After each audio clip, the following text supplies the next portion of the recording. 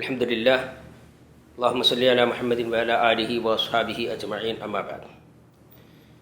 സ്നേഹമുള്ള സഹോദരങ്ങളെ, ശ്രോതാക്കളെ, പൊതുവെ മലയാളികൾക്കിടയിൽ വലിയ പ്രചാരമില്ല എങ്കിലും മതത്തിൻ്റെ പേരിൽ ആളുകൾക്കിടയിൽ നിലനിൽക്കുന്ന മറ്റൊരു ദുരാചാരമാണ് നൈറൂസ് ആഘോഷം എന്ന പേരിൽ നടത്തപ്പെടുന്ന ഒരു ആഘോഷം. യഥാർത്ഥത്തിൽ ഇറാനിൽ, പേർഷ്യയിൽ നിലനിന്നിരുന്ന അവരുടെ പുതുവർഷാഘോഷത്തിൻ്റെ മറ്റൊരു പേരാണ് നൈറൂസ് എന്ന് പറയപ്പെടുന്നത്.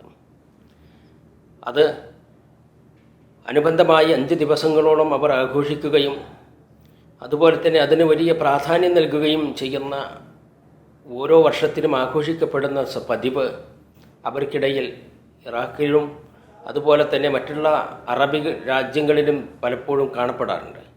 പക്ഷേ ഇതൊരിക്കലും തന്നെ ഒരു മുസ്ലിമിനെ സംബന്ധിച്ചിടത്തോളം ദീനിൻ്റെ ഒരു പശ്ചാത്തലം എന്ന രീതിയിൽ അത് ഒരിക്കലും തന്നെ ആഘോഷിക്കുവാൻ പാടില്ല. പ്രവാചക തിരുമേനി മക്കയിൽ നിന്ന് മദീനയിലെത്തിയ ഉടനെ അവിടെ 2 ആഘോഷ ദിവസങ്ങൾ തിരുമേനിയുടെ ശ്രദ്ധയിൽപ്പെട്ടു. പ്രവാചകൻ അതിനെക്കുറിച്ച് വിശദീകരണം ചോദിച്ചപ്പോൾ, ഞങ്ങളുടെ ഇസ്ലാമിൻ്റെ മുമ്പ് ജാഹിലിയ കാലഘട്ടങ്ങളിൽ ഞങ്ങൾ ആഘോഷിക്കാറുണ്ടായിരുന്ന 2 ആഘോഷങ്ങളാണ് ഇത് എന്ന് മറുപടി പ്രവാചകന് നൽകപ്പെട്ടു. പ്രവാചകൻ ഉണർത്തുകയുണ്ടായി, എന്നാൽ മുസ്ലിമിനെ സംബന്ധിച്ചിടത്തോളം അതിന് പകരമായി അല്ലാഹു 2 ആഘോഷങ്ങൾ അനുവദിച്ചിട്ടുണ്ട്: ചെറിയ പെരുന്നാളും ബലിപെരുന്നാളും.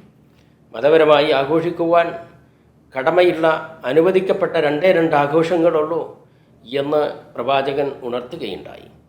ഇത്തരം ഹദീസുകളുടെ വെളിച്ചത്തിൽ പൂർവികരായ പണ്ഡിതന്മാർ, ഇമാം ദഹബിയെ പോലെയുള്ള ആളുകൾ നൈറൂസിന് ആഘോഷം പോലെയുള്ളതും അതുപോലെ തന്നെ ക്രിസ്മസ് ആഘോഷവും മാതൃദിനമാഘോഷവും എല്ലാം തന്നെ ഒരു മുസ്ലിമിന് അനുചിതമല്ല എന്ന് പ്രത്യേകമായി ഉണർത്തിയതായി കാണാൻ സാധിക്കും.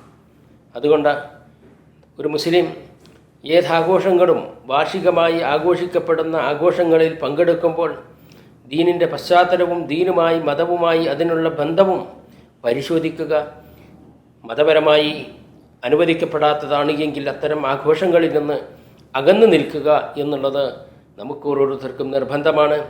എല്ലാ സന്ദർഭങ്ങളിലും ദീനിൻ്റെ നിർദ്ദേശങ്ങൾ അനുധാവനം ചെയ്തുകൊണ്ട് ജീവിക്കുവാൻ അള്ളാഹു നമ്മെ അനുഗ്രഹിക്കുമാറാകട്ടെ. വന്നുപോയ വീഴ്ചകൾ അവൻ നമുക്ക് മാപ്പ് നൽകുമാറാകട്ടെ. വസല്ലല്ലാഹു അലാ മുഹമ്മദിൻ വആലിഹി വസല്ലം. അസ്സലാമു അലൈക്കും.